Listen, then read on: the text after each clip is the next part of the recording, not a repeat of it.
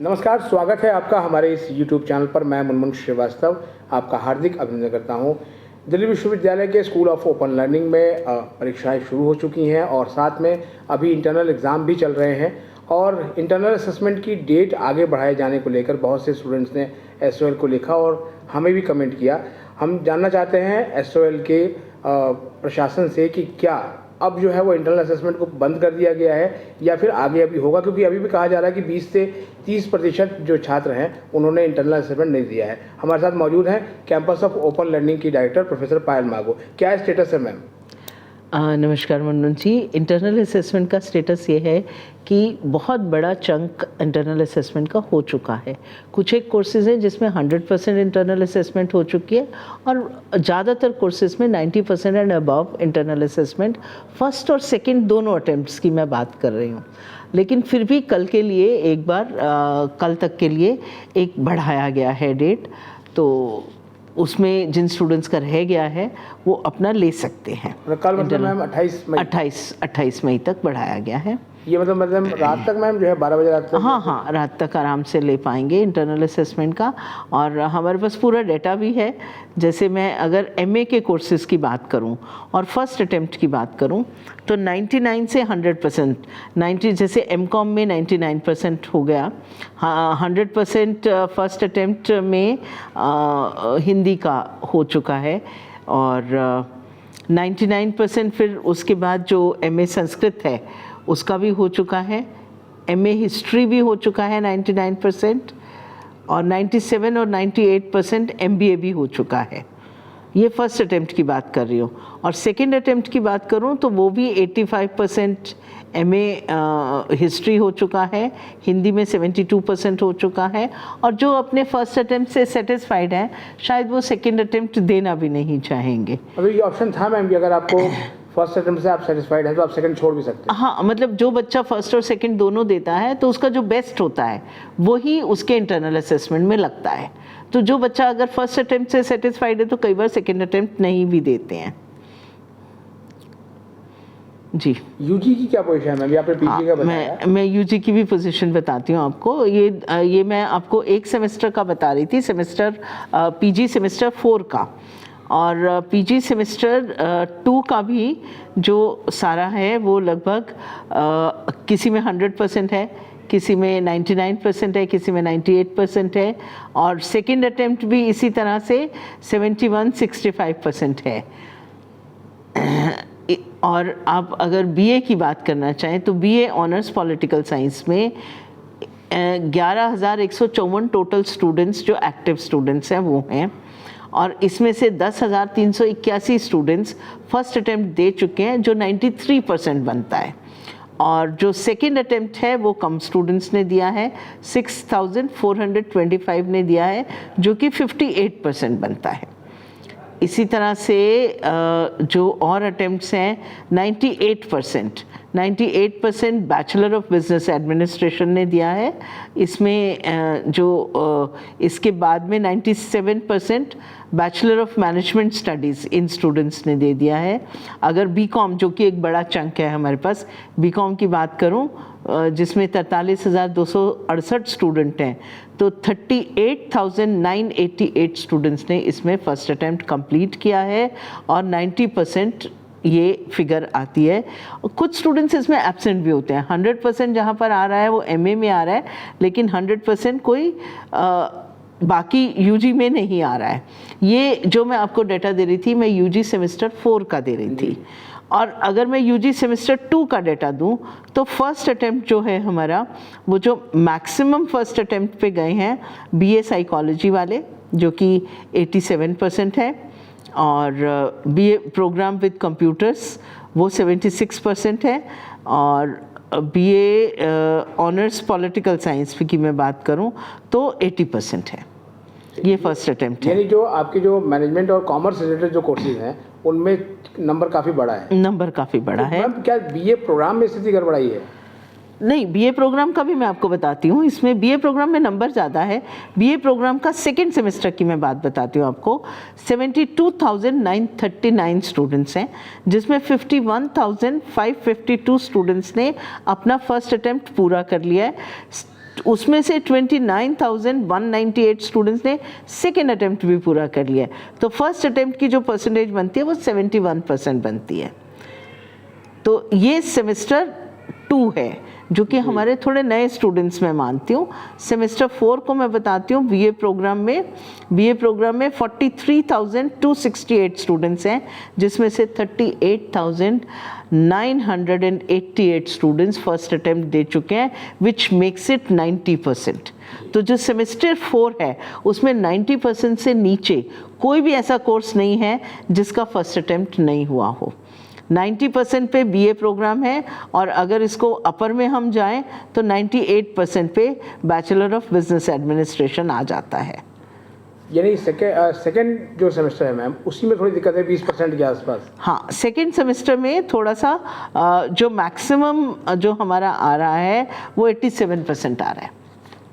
अच्छा, second semester वाले ही students ma'am दिख रहे हैं कि उन्होंने अटैम्प्ट तो दिया, लेकिन उसके बाद पोर्टल पे अब उनके मार्क्स शो नहीं हो रहे हैं। तो क्या ये कोई टेक्निकल ग्लिच है? नहीं, कोई टेक्निकल ग्लिच नहीं है। उनके जो मार्क्स हैं वो उनको दोबारा शो हो जाएंगे। उसमें इस पोर्टल में से हमें डिवाइड करने पड़ते हैं मार्क्स, जो आपके उसके हैं इंटरनल असेसमेंट के और कंटिन्यूअस असेसमेंट के। तो उसकी कैलकुलेशन के लिए शायद उनके मार्क्स उनको इस समय नहीं दिखाई दे रहे हैं, और एक टाइम के बाद शायद वो दिखाई देंगे भी नहीं, क्योंकि वो फिर एग्जाम ब्रांच के पास चले जाएंगे। हम यहाँ से इनको हाइड कर लेंगे। अच्छा, फिर उसे देख नहीं पाएंगे। तो जो आपको पहले मिले हैं मार्क्स, आपको वो याद रहने चाहिए, कहीं पे आप नोट करके। ये बात तो रही आईए की, और जहाँ तक थियरी पेपर की बात है तो सेकंड और फोर्थ का कुछ एग्ज़ाम रीशेड्यूल किए गए जुलाई फर्स्ट वीक के लिए, और उसमें स्टूडेंट लिख रहे हैं कि पहले तो उनका एडमिट कार्ड शो हो रहा था, अब जिनका एडमिट कार्ड शो हो रहा है उसमें आ रहा है सेंटर नॉट एलोकेटेड, और या फिर किसी का तो एडमिट कार्ड शो ही नहीं हो रहा। उनके कब आएंगे? नहीं, उनका जो डेट शीट रीडिज़ाइन की गई, उनकी डेट शीट थोड़ी पोस्टपोन हुई थी।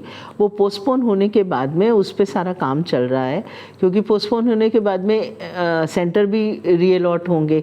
तो कुछ के सेंटर्स रीअलॉट हो गए होंगे, वो सेंटर डल चुके होंगे एग्जामिनेशन में, और कुछ के सेंटर्स अभी डलेंगे।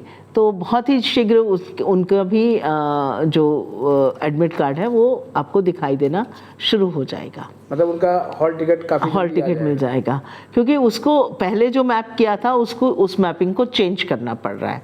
तो जैसे ही हम उस मैपिंग को चेंज करेंगे वैसे ही हॉल टिकट जनरेट हो जाएगा।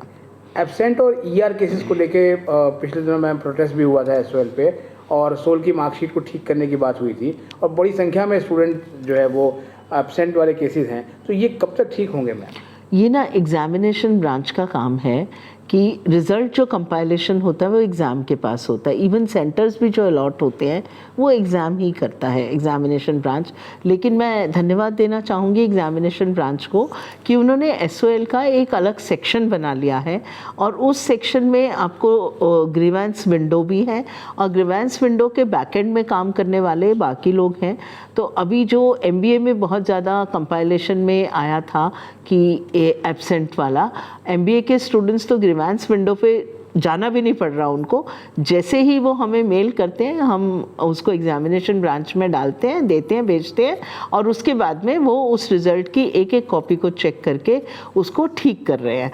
तो ये जो एग्ज़ाम का काम है जो अब बहुत अच्छे स्तर पे शुरू हो गया है, मुझे लगता है कि अगले आने वाले 6 महीने में, 8 महीने में ये काम भी बहुत अच्छा एग्जामिनेशन ब्रांच कर लेगी।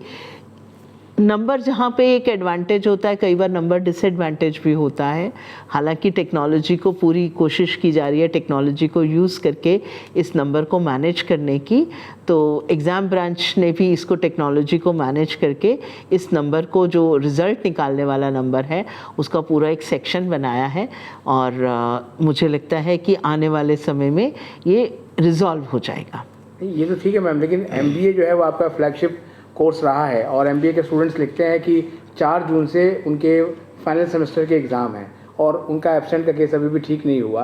तो आखिर ऐसी दिक्कत आई कहाँ से? मुझे लगता है कि कंपाइलेशन के समय पे एग्ज़ाम ब्रांच में कुछ टेक्निकल ग्लिच हुई होगी, जिससे कुछ एब्सेंट नज़र आ रहे होंगे। लेकिन उनका जो सेपरेट ब्रांच है, और उन स्टूडेंट्स को जाने की भी ज़रूरत नहीं है, वो जैसे ही हमें मेल करते हैं वैसे ही वो फॉरवर्ड भी हो रहा है। और मुझे लगता है कि अभी तक सबके रिजॉल्व, जब मैं इंटरव्यू दे रही हूँ तो ये सारे रिजॉल्व हो चुके होंगे। मतलब हम मान के चले मैम कि जो है वो आज शाम या कल तक जो है वो हाँ, शायद मुझे ये लगता है कि अभी तक जो मैं सुबह बात कर रही थी तो ये था कि 1-2 केसेस बचे हैं, उनको हम रिजॉल्व कर रहे हैं क्योंकि उसकी पूरी चेकिंग करनी पड़ती है सारी। तो मुझे लगता है अभी जब मैं इंटरव्यू दे रही हूँ तो अब तक वो सारे केसेस भी रिजॉल्व हो गए होंगे जिन स्टूडेंट्स ने हमें मेल किया है। एक बड़ी संख्या में मैम जो है आपके यहाँ एप्लीकेशन दे गए थे बच्चे जो 2018 बैच के थे, जिनका ये लास्ट स्पेन जो है वो है एग्ज़ाम, और उसके लिए रेगुलर की डेट शीट तो आ गई है, लेकिन सोल के जो केसेस हैं अभी तक उनकी क्या स्थिति है, क्योंकि सोल को लेकर कोई ऐसी कोई सूचना नहीं है। नहीं, मैंने उन एग्ज़ाम ब्रांच में हमने रिक्वेस्ट की है कि इन स्टूडेंट्स को भी देखें, मुझे लगता है कि वो उसको पॉजिटिवली लेंगे। और एक आज का एक लास्ट सवाल मैम कि जो आपके स्किल डेवलपमेंट सेंटर में जो कोर्स शुरू हुए थे जी, अब उनकी क्या स्थिति है? उनकी स्थिति अच्छी है। अभी ऑलमोस्ट 1.5 महीने आधा कोर्स वो ख़त्म हो चुका है और कुछ कोर्सेज़ में जो स्टूडेंट्स का फीडबैक है वो भी बहुत अच्छा है, जैसे काउंसलिंग के कोर्स में बहुत अच्छा है, और जो हमारा स्टेनोग्राफी टाइपिंग वगैरह वाला ये वाला कोर्स है उसका भी बहुत अच्छा फीडबैक है। कुछ एक कोर्सेज़ जो लैब बेस्ड कोर्सेज़ हैं वहाँ पे स्टूडेंट्स ने ही हमें रिक्वेस्ट की थी कि अभी हमारे क्लासेस और एग्ज़ाम्स चल रहे हैं तो आप इसको पोस्टपोन कर दीजिए, तो अभी एग्ज़ाम्स के बाद में वो कोर्स उसको दोबारा शुरू करेंगे। एक नया कोर्स हम लाने वाले हैं और ये सब एक्सपेरिमेंटल बेसिस पे है। जब तक स्टूडेंट्स को इंटरेस्ट होगा ये कोर्सेज चलेंगे। अगर स्टूडेंट्स का इंटरेस्ट किसी और में होता है, क्योंकि ये चेंजिंग टाइम है और इस चेंजिंग टाइम में कुछ चीज़ें हैं जो एवर लास्टिंग हैं, उनको स्किल सीखनी है। कुछ चीज़ें हैं जो नई नई आती रहती हैं। एक जो नया कोर्स हम शुरू करने जा रहे हैं वो ड्रोन पायलट, ड्रोन को उड़ाने के लिए जो उसके पायलट्स होते हैं उसका कोर्स हम जल्दी शुरू करेंगे।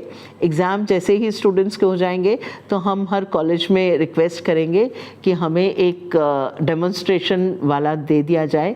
और आजकल जो ड्रोन दीदी की कंसेप्ट चल रहा है या ड्रोन्स का डिफरेंट जगहों पे यूज़ चल रहा है, तो आपको आगे आने वाले समय में बहुत सारे ड्रोन पायलट्स चाहिए होंगे। अगर हमारे स्टूडेंट्स इसमें इंटरेस्ट रखते हैं या हमें लगेगा कि उनका इंटरेस्ट इसमें आ रहा है, तो उसका जो नेक्स्ट कोर्स हम लाएंगे वो ड्रोन असेंबली और असेंबली के साथ में उसकी रिपेयर, इस तरह का कोर्स भी हम लेके आएंगे। ये तो बहुत ही अच्छी बात है, क्योंकि एक नए सेक्टर में भी जो है उनके लिए जॉब की अपॉर्चुनिटीज बनने शुरू हो जाएंगी। जी, अभी ऐसा कोई कोर्स जो ड्रोन पायलट और ड्रोन असेंबली का है, ये फॉर्मल कोर्स कहीं भी नहीं है, तो इसको फॉर्मल हम करने के लिए जा रहे हैं। हमारे साथ जो कुछ लोग जो आर्मी के साथ भी अटैच्ड हैं और ड्रोन मैन्युफैक्चरिंग में अटैच्ड हैं, वो बहुत एंथुसियास्टिकली लगे हैं इसमें। और मुझे लगता है कि इसके बाद जॉब अपॉर्चुनिटीज़, क्योंकि अभी तो वॉर से लेके डिलीवरी तक और एग्रीकल्चर तक सब कुछ ड्रोन से होने वाला है, तो हमें ट्रेंड मैन पावर इसके लिए चाहिए होगी। तो ये स्किल कोर्स हम जल्दी शुरू करने जा रहे हैं। बहुत बहुत धन्यवाद मैम हमें समय देने के लिए।